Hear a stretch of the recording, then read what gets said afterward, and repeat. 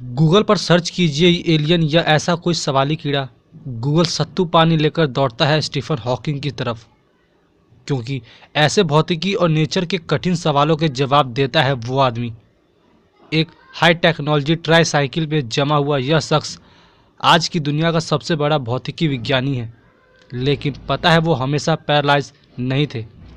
उनकी 2 शादियां हुई हैं, 3 बच्चे भी हैं। पॉलिटिक्स में भी अच्छा खासा इंटरेस्ट है। कुछ ऐसे ही तगड़े फैक्ट्स स्टीफन हॉकिंग के बारे में आज हम जानेंगे। 8 जनवरी 1942 को पैदा हुए थे हॉकिंग। इसी तारीख को 300 साल पहले मशहूर खगोल विज्ञानी गैलीलियो गैलीली की मौत हुई थी। 9 साल की उम्र में औसत छात्र माने जाते थे। क्लास में सबसे पिछड़ी रैंक आती थी।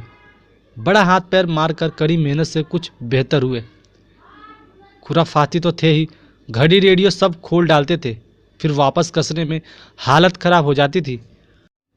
मम्मी पापा और स्कूल के टीचर मानते थे कि बालक कमज़ोर है, इसलिए जीनियस निकलेगा। आगे पढ़ने की उसकी इच्छा थी, लेकिन घर में पैसे नहीं थे। चांस मिला ऑक्सफोर्ड के एक एग्ज़ाम में स्कॉलरशिप पाने का, बस वहाँ मार लिया मैदान। फिजिक्स में पहली रैंक हासिल की। कैम्ब्रिज यूनिवर्सिटी में 17वें गणित के प्रोफेसर हैं। इसी पोस्ट पर इसी यूनिवर्सिटी में 1669 से 1702 तक सर आइजैक न्यूटन विराजमान थे। उनको जो बीमारी है उसका नाम है एमीट्रोफिक लेटर स्क्लेरोसिस। इसमें दिमाग के अंदर कुछ न्यूरॉन्स काम करना बंद कर देते हैं। आमतौर पर इस बीमारी के बाद आदमी सिर्फ 3 साल जी सकता है, लेकिन वो 50 साल से झेल रहे हैं। 21 साल के थे वो जब उन्हें इस बीमारी का पता चला। 1965 में उनकी शादी हुई जेन वाइल्ड से। इस बीमारी की वजह से शरीर ने काम करना बंद कर दिया, बस दिमाग चल रहा है। रोज़ के जितने काम होते हैं, खाना पीना, नहाने धोने, कपड़े पहनने, चलने से बोलने तक का हर काम मशीनों के भरोसे है। उनके दिमाग की भाषा बोलने वाली मशीन सिर्फ अमेरिकी अंग्रेजी बोलती है। 1985 में उनकी कुर्सी में ये मशीन फिट करने वाले थे डेविस मेसन। डेविस मेसन की पत्नी एलन मेसन हॉकिंग की नर्स थी उस वक्त, जिन्होंने बाद में डेविस को छोड़कर हॉकिंग से शादी कर ली। 2006 में दोनों का तलाक हो गया।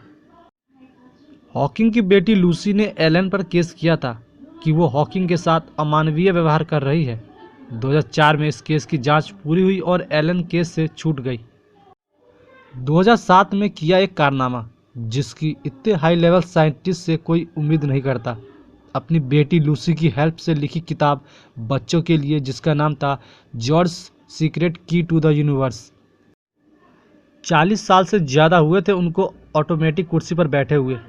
2007 में पहली बार उससे अलग हुए जब जीरो ग्रेविटी महसूस करने के लिए जीरो ग्रेविटी कॉरपोरेशन फ्लाइट का सफ़र किया। दिसंबर 2012 में ब्लैक होल की थ्योरी पर काम करने के लिए फंडामेंटल फिजिक्स प्राइज़ मिला है। इस उम्र और बीमारी के बावजूद उनका सफ़र चल रहा है। कितनी फिल्में और डॉक्यूमेंट्रीज उनकी थ्योरी पर बन रही हैं।